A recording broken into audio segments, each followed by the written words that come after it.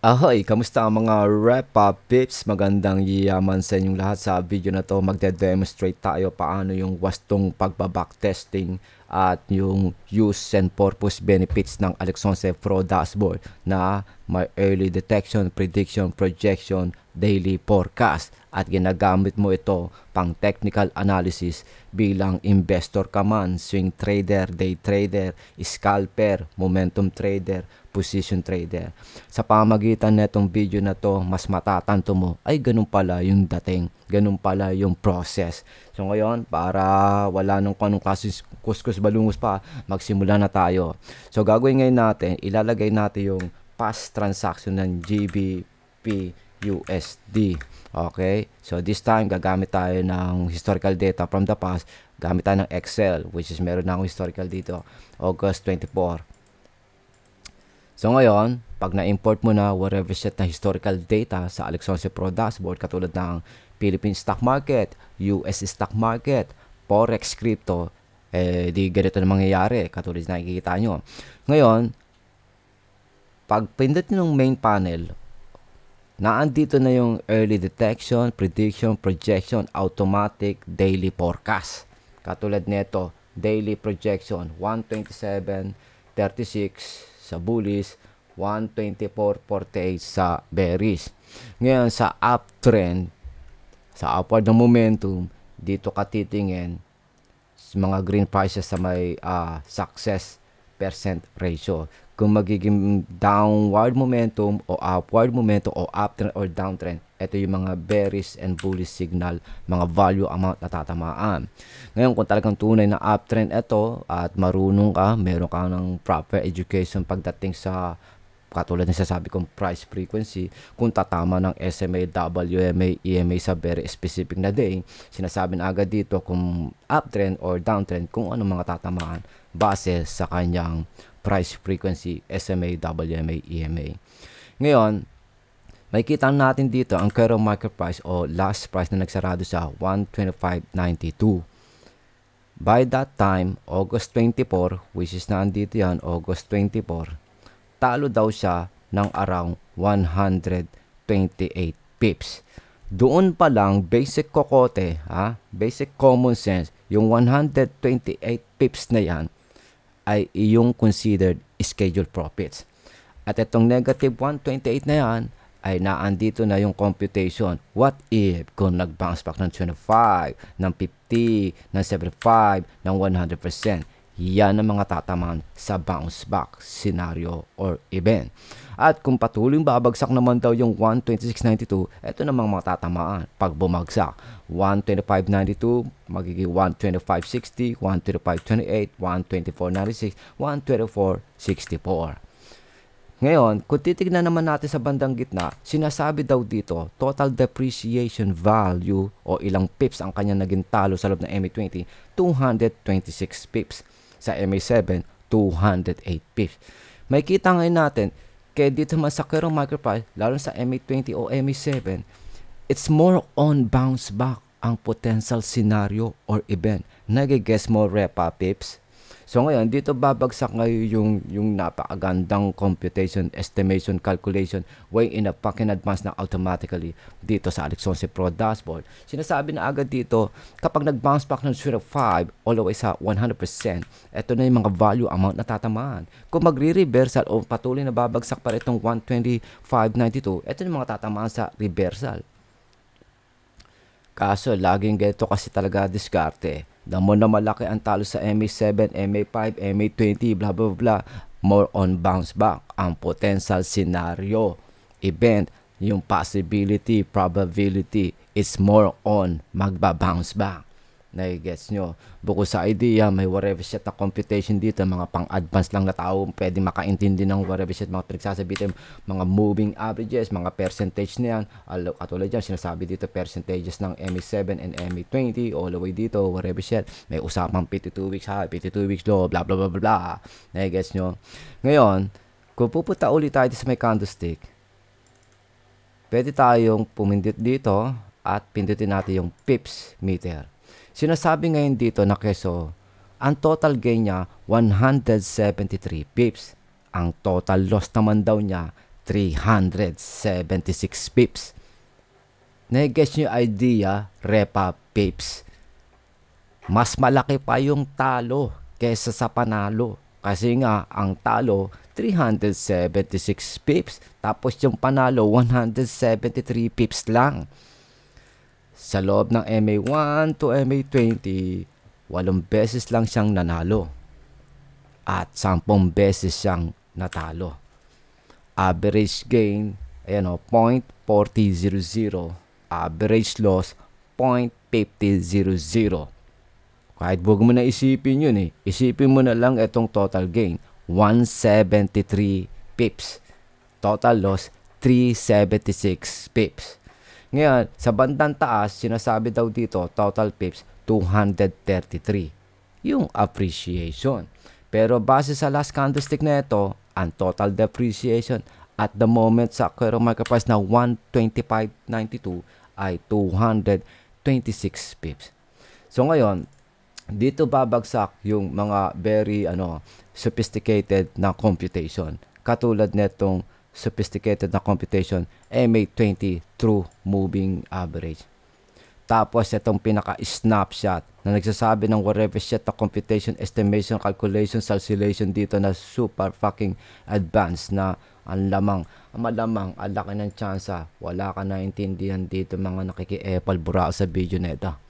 Na-guess nyo? So ngayon, sinasabi na agad sa akin way in advance, whatever set na mga measurement dito. Katulad nito kapag nagre-reversal, mag-bounce back at mga tatamaan at kung anong klase mga threshold na tinitignan ko dito personally kapag ako'y nag-analyze, nag-detect, predict, project. Is either gamitin ko yung automatic detection dito or manually akong magde-detect, predict, project. Pero kagaya ng dinedemonstrate ko dito sa may video, mas mapapadali ang iyong technical analysis, backtesting, makapagbuo ng pinakamas matalinong diskarte para mag-trade and scalp sa araw-araw gamit yung Alex 11 Pro dashboard. So ngayon, huwag na natin masyadong i-explain pa yan kasi masyadong masalimuot pa yung paliwanag dyan. Basta dun tayo sa rektang usapan, paano tayo mananalo. Is either way, na-guess nyo yung idea na keso. Dito man sa Quero market price, may 128 pips na talo. It's more on possibility, probability, potential scenario event, bounce back. Pagdating sa may main panel, sinasabi sa loob ng MA20 may 226 depreciation value, sa MA7 may 208 depreciation value na pips. So it's more on bounce back nga, 'di ba? Ang laki ng probability, possibility, it's more on fucking bounce back. Na-guess yun na. Lalo na, yun na nga, isasabi ko nga dito, 128, ito yung pwedeng tamaan kinabukasan. From 35 to 100% na bounce back. See the way, hanggang dito sa may true moving average, hanggang sa lahat ng mga computation ito. Yan ang isasa talaga natin sa isip natin. And then, di punta na tayo sa traditional chart. Which is ito yun. Ito yung August 24. It's the same set na process na nakalagay dito na historical data August 24. Okay. So ngayon, dito tayo sa traditional chart. Paano natin iisipin na manalo dito? So, gawin natin, gamit tayo kahit isang indicator lang. Hanapin natin moving average. Okay. Simple moving average. May mapapansin kayo dito, may Alex 11 OSL, si Alex 11 Daso. Mamaya gagamitin natin yan. Dito muna tayo sa may moving average. Okay. Baguhin natin yung moving average para nakikita nyo mismo yung kulay. Okay. Baguhin natin yung orange. Kapalan natin ng konti. Okay. Ngayon, ilagay natin sa loob ng MA20 since pang MA20 naman ng Alex 11 Pro dashboard. So, kung titingnan ngayon natin dito, kung papansinin natin, yung basic logic and psychology, yung standard thinking sa may moving average, kapag below the candlestick, aakyat. Kapag above the candlestick, babagsak. Below the candlestick, aakyat. Below the candlestick, aakyat. Above the candlestick, babagsak. Above the candlestick dito. So, bearish downtrend. Puta, para saan pa yung sinabi dito kung bearish downtrend yan? Mas malinaw yung sinasabi ng Pro dashboard Mas malaki yung probability, possibility na more on bounce back kaysa maglusaw siya. Na-guess nyo? It's more on bounce back kesa na maglusaw siya. So gagawin ngayon natin, wag tayong umasa sa MA20. Double check natin lahat. MA5 kunyari. Wala. Mas lalong downtrend sa MA5. MA7. Di lalo na. MA20 nga. Downtrend nga itsura above the candlestick Nai-guess nyo. Gawin natin MA200. MA200. Ayan. Uy. Maganda itsura sa MA200. Isa uptrend. Diba? Uptrend. Or bullish. 150. Maganda pa rin, malayo, below the candlestick. So, kung titignan ngayon natin yan, tingnan nyo, ito yung MA 150. Kapag above the candlestick, lalo kapag malayo distansya, puta naglulusaw. Kapag below the candlestick, umakyat, below the candlestick, umakyat, below the candlestick, umakyat, below the candlestick, ang laki ng probability. Aakyat kinabukasan August 25, 2023. Sa MA 150. MA 200. Di lalo na sa MA 200, confirm mo. Yes. But makikita nyo yan. Nakikita nyo yung idea nito na kasi ito ay nasa ascending na movement. MA 200. Tingnan natin kung ascending pa rin siya sa MA 150. Ascending. Sa MA 200. MA 200 tayo. MA 200. MA 100 pala. Still bullish kung tutusin. MA 100, still bullish kung tutusin yan. Kasi at least, yung moving average, malayo sa ulo ng candlestick. Pero, saan nga ba tayo babase dyan sa palagay mo? Kung bawang makiki-epal tayo sa moving average. So, sa nakikita ko rito, mas magandang basihan, MA 150. Hanggang MA 200. Pag bumase tayo sa MA 20 pababa o MA 30, MA 50 pababa, wala, hindi applicable.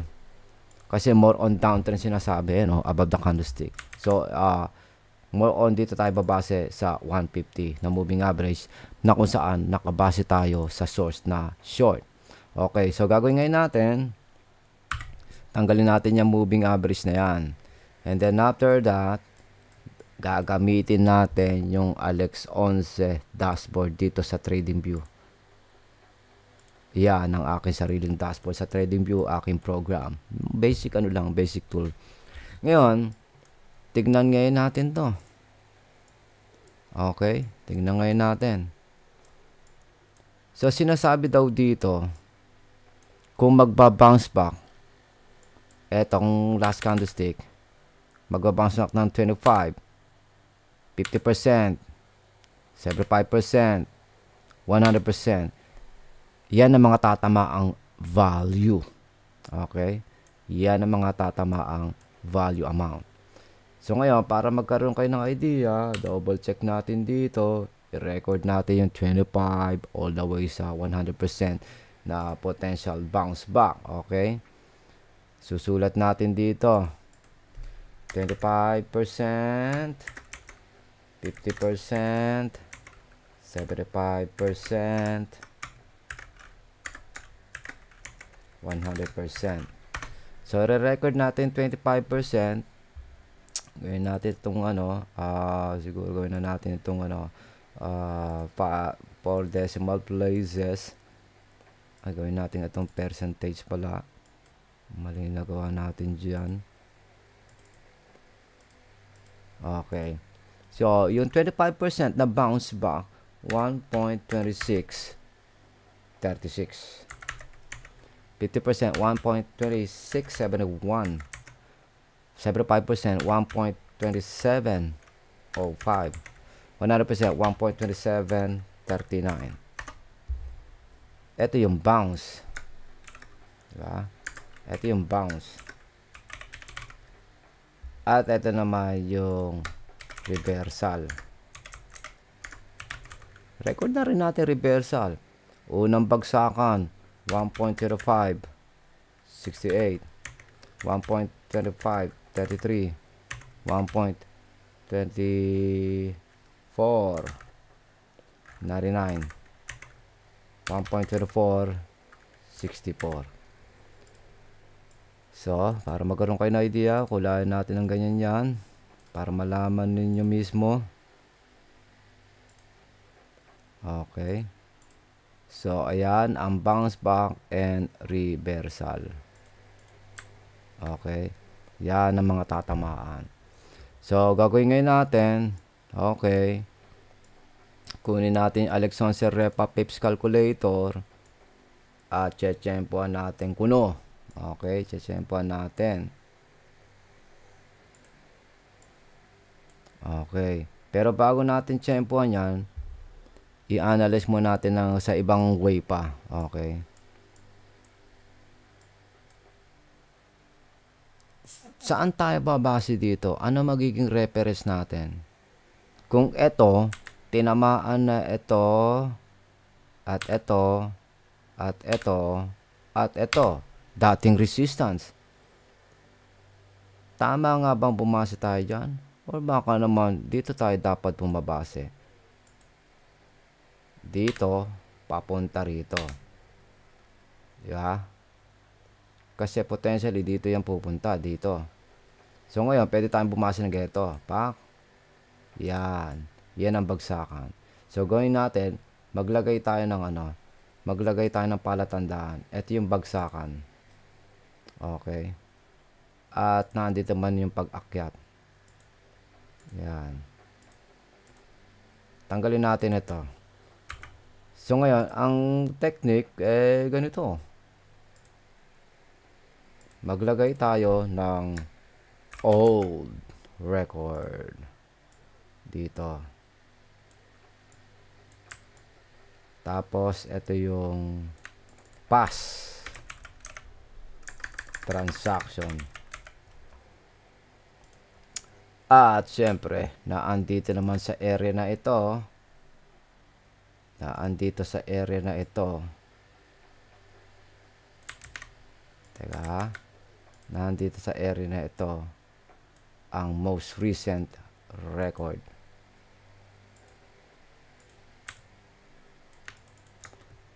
Recent. So, sa palagay mo, personally, saan nga ba mas magandang bumase? Guys, no? Saan nga ba mas magandang bumase dyan? Sa old or sa past? Alam mo, way in advance, hindi para bumase ka sa old. At kung tutusin, hindi rin ganun ka-applicable na bumase sa past.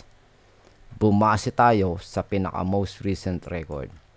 Which is ito yun. Pinaka-most recent record.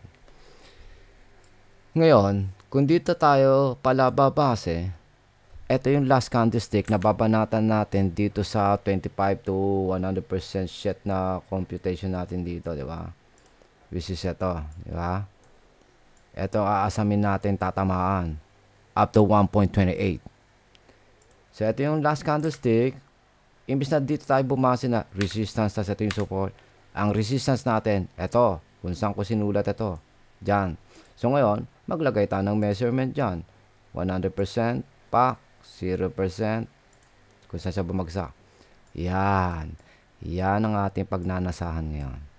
So, ngayon, iti-trade na natin to. Pero bago natin i-trade yan, ano muna, buksan natin yung Alexander Repa Pips Calculator uli. At ilagay natin yan dito sa gilid. Okay? At ito ay letan natin tong ano natin dito. Hindi, okay na pala yan kahit hindi na natin letan. Okay. So, patakbuhin natin ng ilang araw ito. Pero, base sa computation dito, at base sa sinasabing potential record dito, ang ganda yung magiging potential. Is more on bounce back. More on bounce back ang sinasabi sa Alexander Pro dashboard. So, since more on bounce back siya, di mag-assume na tayo. Mag-assume na tayo ng whatever set na na value amount. Which is, dito tayo sa ika 50%. So, bibili tayo sa current market price dito. Buy. Babay tayo ng 5,000 volume o unit. Buy. Yan. Sa may current market price, bumili tayo ng 126.19. Kung saan nagsarado na itong August 24, 2023. So ngayon 1.26 019, bumili daw tayo ng 5,000 na volume. So that's 5 lot sa ultra low micro account. And then after that, ikakasa natin dito sa ika 50%, which is ito yon. Yun lang, hindi natin ayan. Ito yung 50%. So sa 50%, mananalo daw tayo ng around teka, gawin natin ulit 126.71, diba? 1.2671. Mananalo tayo ng $34 sa 500 leverage. XM ultra low micro account 500 na leverage. Bili lang tayo ng 5 lot, 5,000 unit, kagaya na nakasulat dito, 5K, 5,000 unit. Ang puna lang natin $6.30.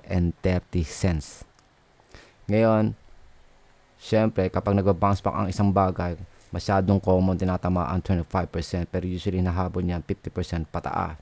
So ngayon, wag na tayo mag-a-assume expect ng 75 papuntang 100. Basta, dito na lang tayo between 25 to 50% assumption, expectation, measurement. Okay? So, bago tayo mag-umpisa doon, nabili niyan, na-analyze na natin, nasa around 200, MA 200, MA 150 ang magandang basihan dito na moving average. Yun ang pinakamagandang basihan para sa bullish uptrend na senyales. Ngayon, kung titignan naman natin yung tungkol sa MACD and RSI. So, kung titignan ngayon natin, kapag above the histogram, bumabagsak.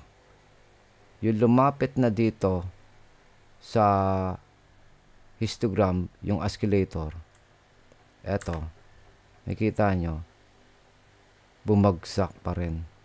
Di ba? Dito, bumagsak pa rin. Pag dito, mataas na naman dito, bumagsak pa rin. Ngayon, pagdating naman dito, na-guess nyo yung idea. Kapag lumelet na lumelet yung histogram, kulay green, lumalaki ang presyo. Lumelet na lumelet dito yung histogram, bumabagsak ang presyo. Lumelet na lumelet yung histogram dito, umaakyat. Tapos ito na naman, lumalaki na lumalaki. Kapag lumalaki dito, umaakyat. Pag lumalaki dito, umaakyat. Palaki na naman dito. Palaki na naman to. Diba? Oy, anak ng puta, bullish signal yung last candlestick. Bullish signal yan. Tapos, syempre, kapag mataas ang stochastic, mataas, lusaw, presyo, lusaw. Kapag mababa, akyat. Mababa, akyat. Mababa, akyat. Malapit na naman sa mababa to. Lalo na ito, maganda yung record ng MACD. Bukod sa natansya na nga natin, MA 200, bullish uptrend. MA 150, bullish uptrend. MA 20, MA 50, wala. Bearish ang dating doon sa mga ganung klaseng mga moving averages. Maganda pagbasihan, 150, 200. Diba? Bukod sa maganda pagbasihan, yung sinabi sa Alex Sonce Pro Dashboard na malaki ang potential is more on bounce back ang potential scenario o event na mangyayari. Probability, possibility. So, bumili na tayo sa current market price kung saan sa nagsarado 126.019. Ito yun. Bumili tayo ng 5 lot, 5,000 unit. Ito yun, 5,000. At kinasal lang natin sa 50%, which is ito yung 50%. 50% na bounce back. Ayan. Ayan nilagay natin. Tingnan natin. Bilang tayo ng ilang araw bago tayo manalo. Isa. Up. Makikita ngayon natin, sa unang takbo pa lang ng market, negative na tayo ng $11.55. So, geto ngayon paggamit niya. Pag kilik mo yung buy, yun na nga, ilalagay niya din yung buy position mo. Pag kilik mo naman yung flatten, ibig sabihin, i-close mo na yung position mo. Okay, i-close mo na yung position mo. So, sa ngayon, kapag tumatakbo yung presyo dyan, pag tumaas o bumagsak, edi magne-negative positive yan. So, unang araw natin, medyo talo tayo. Okay? Kasi, 126.019 tayo versus yung current market price, 1.25 792. Talo tayo ng $11.35. Saktong-sakto no? $11.35, $11.35. Pangalawang araw, tingnan natin, talo pa ba nga tayo? Up, medyo panalo tayo ng konti, 5 cents. Kasi nag 126, 020. 126, 020. Puta, isang puntos lang. Okay? So ngayon, pangatlong araw. Pak, tingin na. Magkano pinaka-high sa pangatlong araw? Ito sinasabi dito, 126.65. So lagay natin 126.55 pala. 126.55. Yun panalo tayo sa yung nag-high siya ng 126.55. Pero base sa current market price kung saan nagsarado, 126.44. Ayan, $21 sa pangatlong araw. Pangapat na araw. Boom, tangina niyan. Sa pool yung ating assumption na 50%. Which is ito. Yeah. 126.71. Yan. $34 ang kita natin doon. Nag-exceed yan, no? Ang pinaka-highest, 27.4650. Sige, lagay natin dyan. 1.27 sa 27.65. Putang laki ng kita dyan, no? Pero kung babase tayo sa kung saan sa nagsarado, kasi ito yung high, yung high neto, ito, nakasulat dito. Pero kung saan sa nagsarado, 127.211. Yan, tangina, $50+ dollar. Pero, since kinasa na nga natin doon sa may take profit sa action natin na 50%, $34 lang kita natin. Pero kung kinasa natin at least 1.27, pinaka-highest 127.46 O sabihin na lang natin, 127.40 na lang. Tangina niyang laki ng kita. Na-guess nyo idea? So ngayon, kunyari gusto mo na i-secure yung kita na yan, i-close na natin. Close position, flatten. Pak, ayan $59 kita. Ngayon, basic logic and psychology. Alam mo ito yung 0% ngayon. Na-guess nyo? Ito yung 0% ngayon at ito pa rin yung original na 100% natin. 100%, tapos ito yung 0%. Alam mong itong presyo na to nasa around 75%. That's too much. Mataas na yan. Tsaka ayaw mo pang idea. Ang laki na ng kinita 100. Kung tutusin, inakyatan na dito 127.46. 127.46. 127.465. $72 yan.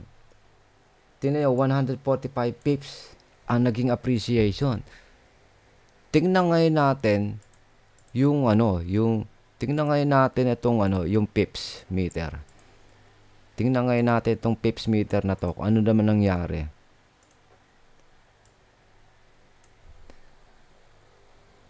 $173 pips total gain. Total loss 376, di ba? Sa current market price na ganito, 276 pips na ang naging depreciation. Di ba? Base sa current market price na geto, yung pinaka-highest, magkano na lang yung nun? Magkano na lang yung depreciation? So ngayon, geto ngayon yan. Geto ngayon yan. 200.0226 minus 145 pips minus 0.0145 pips. So magiging ano na lang dito, temporary loss sa may pips na ito, 81 pips na lang. Para malaman natin kung 81 pips na nga lang yan, di gawin natin, kunin natin historical data niya ng August 25. Kunin natin yung panahon dito ng August 30. Okay, kukunin natin historical data. So, ang gagawin natin ay pupunta tayo sa ibang dashboard para kunin natin yung historical data ng August 30. Pupunta muna tayo dito. Yes, tapos lagay natin yung Excel. Import tayo dito. At kukunin natin. Maglalagay tayo ng bagong historical data. So, ito yung August 24 at yung August 30 naman ang ano natin. Ang tagal naman mag-open nito. Patay tayo dyan. Okay ka pa ba dyan? Tagal ah. Okay. So ngayon, kunin natin yung ano na yon, Excel. Ano naman tong ano ko? Hindi natin makakita yung Excel. Yan. Isa-save natin ito as August 30. August 30 to 30. Okay. So, buburayin natin ito. Kukunin natin historical data. Pupunta ngayon tayo dito sa Instagram. Kunin natin historical data ng GBP. GBP USD, di ba? So, tingnan natin, kunin natin. Okay. August 30 yan, no? So, August 30 nga ba yun? Yeah, August 30. Punta tayo dito sa August 30. So, dito tayo mag-highlight. Okay, kuha tayo ng the rest na information dito. At copy natin yan. And then, import. Hindi. Extra ano pala. Lalagay pala natin yun dito. Yan. I-save natin to. Pa. So, ngayon, gagawin natin. Import na ngayon natin tong data na to. Import, extract, calculate, chart. So ngayon, kung pagkukumpara natin itong ito ha, lagay natin ha. Og 30. Tapos ito, og 24. Kung titingnan natin yung tsura nito, ha? Tingnan nyo maigi ha, tingnan ito. Tingnan nyo to.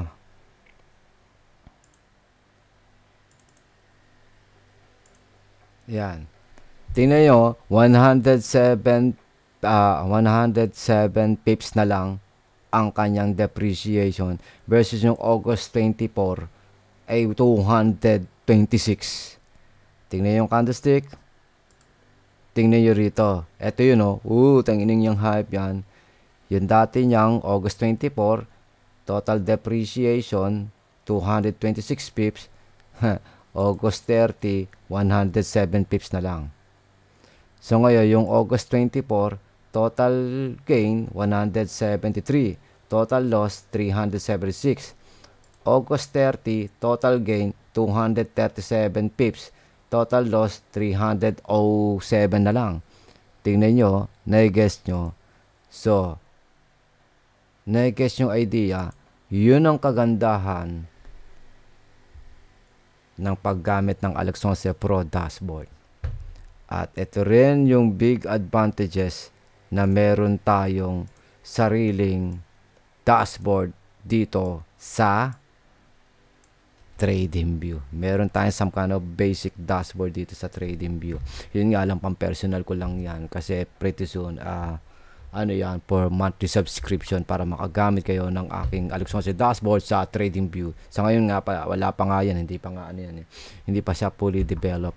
Kasi ilalagay ko itong Repa Peps calculator na to, ilalagay ko mismo dito sa TradingView.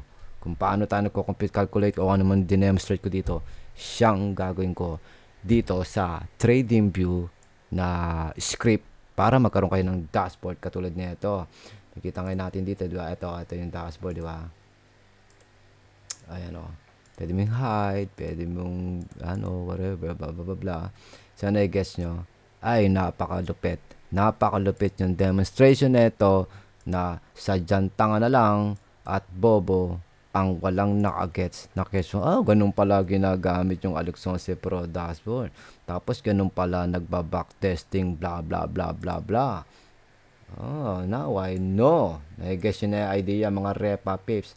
So, ilan lang yan sa mga idea na pwede nyong makuha sa paggamit ng Alex 11 Pro dashboard. Ngayon, mas lalo nyo mamamaximize yung getong klaseng kagaguhan na aking demonstration kapag actual ko kayong estudyante sa aking online masterclass. Parang awa sa sarili, mag-value ng time.